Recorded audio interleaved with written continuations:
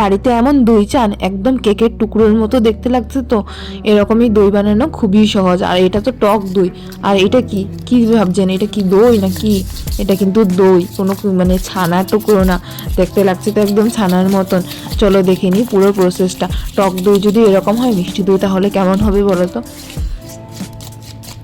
তো যদি ভিডিওটা ভালো লেগে থাকে সাবস্ক্রাইব করবেন আর লাইক করে পাশে থাকবেন।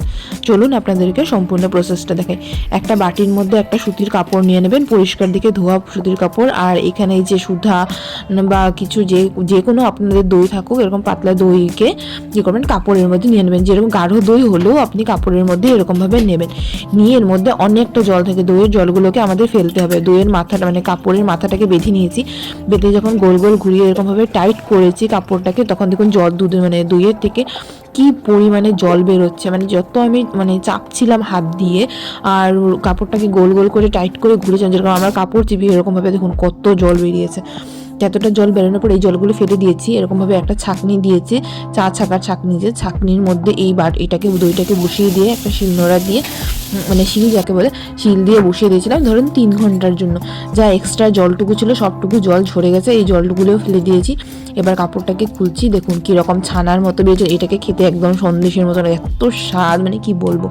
যত ভালো আপনার দই হবে ততটাই ভালো আপনার দই বসবে।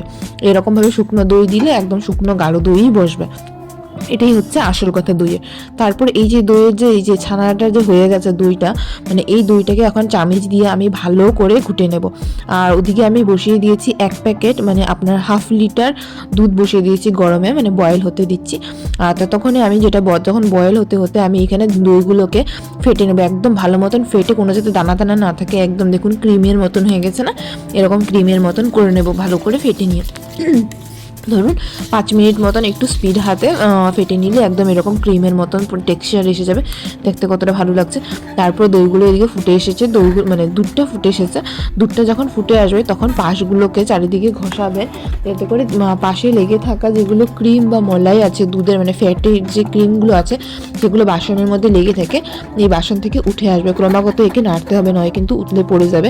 আর যখন ধরুন উতলে আসতে আসতে মনে হবে তখন আগুনটাকে কমিয়ে দেবেন, আবার মাঝে আগুনটাকে বাড়িয়ে দেবেন। এরকম করে করে আমি মানে ফুটিয়ে নিয়েছি দুধটাকে। দুধটা যতটুকু দুধ নিয়েছেন তাকে শুকিয়ে জলটাকে ভাপ করে উড়িয়ে দিয়ে আধা করে নিতে হবে, তাহলেই দইটা একদম পারফেক্ট হবে। মানে যখন 1/2 লিটার নিয়েছি তো তার থেকে আরও আধা আমার শুকিয়ে নিতে হবে, তাহলেই দইটা ভালো বসবে। কারণ দুধের মধ্যে আজকাল ভীষণ জল। আর এরকম করতে থাকবেন, দেখুন কত ফেনা হয়েছে। যতটা ফেনা হবে এরকম গাঢ় হবে ততটাই ভালো হবে। এরকমভাবে ক্রমাগত আমি নাড়ছিলাম আধা ঘন্টা বা 15 মিনিট মতন। দেখুন দুধটা শুকিয়ে এসেছে, তো আমি নিভিয়ে নিয়েছি। নিভিয়ে নেওয়ার পরও এমনি ছেড়ে দেওয়া যাবে না, দুধটাকে ঠান্ডা হওয়ার জন্য এরকম ক্রমাগত উপর নিচ করতে হবে। দুধে যতটা ফেনা বা বলক আসবে এরকম, ততটাই দুধটা ভালো হবে, মানে আপনার দইটা ভালো হবে। ক্রমাগত আমি এমন করছি, আর মাঝে মাঝে হাত দিয়ে দেখে নিচ্ছি যে দইটা ঠান্ডা হয়েছে কিনা। মানে কুসুম গরম যখন অবস্থায় থাকবে সেই অবস্থায় আমাদের দই দিতে হবে। দেখুন কতটা ফেনা হয়েছে, এরকমই ফেনার দরকার। ফেনা যখন হবে আর ভালো মতন নাড়তে হবে, তখনই দইটা একদম পারফেক্ট বসে। বিগিনার্সদের জন্য বানিয়েছি দইটা ভালো করে একদম স্টেপ বাই স্টেপ এরকম বানালে আর কোনোদিনই ভুল হবে না।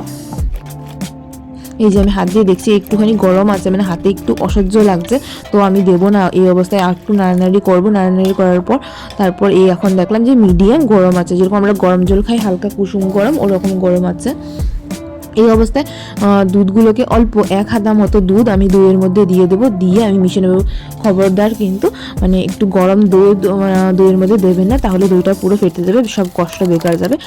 তারপর একটু একটু করে দুধ দিয়ে দইয়ের সাথে ভালো করে মিশিয়ে নেবো, মিশিয়ে ফেটিয়ে মানে দইটাকে একটু ঘন ঘন করবো, ক্রিমি টেক্সচার আসবে। আর একটু এরকম একটু একটু করে দুধ দিয়ে এরকমভাবে মিক্স করতে হবে।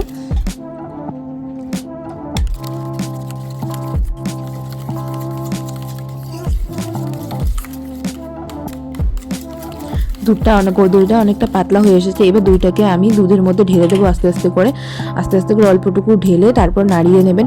অত তাড়াতাড়ি নাড়বেন না, হালকা হালকা করে দুধটাকে সামান্য দইয়ের সাথে মিলিয়ে দেবেন, নয়তো ভালো মতন মিশবে না। আস্তে আস্তে করে মিশিয়ে নেবেন।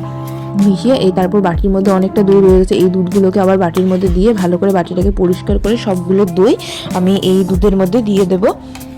দিয়ে এতে কিন্তু বেশি সময় মানে নষ্ট করলে হবে না, দুধটা গরম থাকতে হবে, দুধটা একটু মিডিয়াম যেরকম কুসুম গরম থাকাকালীন অবস্থাতেই এতে ঢেকে আপনার প্যাক করে একদম রেখে দিতে হবে কমসে কম 8 থেকে 10 ঘন্টা। আমি মার একটা শাড়ি নিয়েছি, মানে শাড়িটাকে অনেক কটা ভাঁজ করে একদম মোটা করে দিয়েছি, মোটা করে আমি একে ঢেকে দিয়েছি, ঢেকে উপর দিয়ে শিল দিয়ে দিয়েছি, তারপর যাতে মানে কোনো ধরনের হাওয়া না ঢুকে। ঠান্ডার দিন তো, তারপরে আমি দুপুরবেলা করেছিলাম, আর এখন আমি সকালবেলা ধরুন আপনার 7টা বাজে আমি এটা খুলে দেখাচ্ছি আপনাদের কেমন হয়েছে। এই দেখুন কি সুন্দর একদম বসে গেছে। আর আমার মা বলছিল যে ঠান্ডার দিন দই তো বসবেই না, ভালো করে জল জল হয়ে থাকবে। দেখুন কীরকম হয়েছে, মাকে বলেছি দই বসেনি, মা দেখে এসে দেখে অবাক হয়ে গেছে, পুরো নেড়ে নেড়ে দেখছে যে একদম পুরো চাকা হয়ে গেছে। দেখুন কতটা নেড়েছে, তবু দেখুন পড়ছে না দইগুলো, তার মানে কতটা গাঢ় হয়ে বসেছে। কেমন হয়েছে এই দেখুন কতটা গাঢ় হয়ে বসেছে। তা আপনাদের ভিডিওটা পছন্দ হলে সাবস্ক্রাইব করে দেবেন আরও নতুন নতুন রান্নাবান্না জিনিসগুলো দেখার জন্য, আর কমেন্ট করে মতামতটা জানাবেন কীরকম হয়েছে।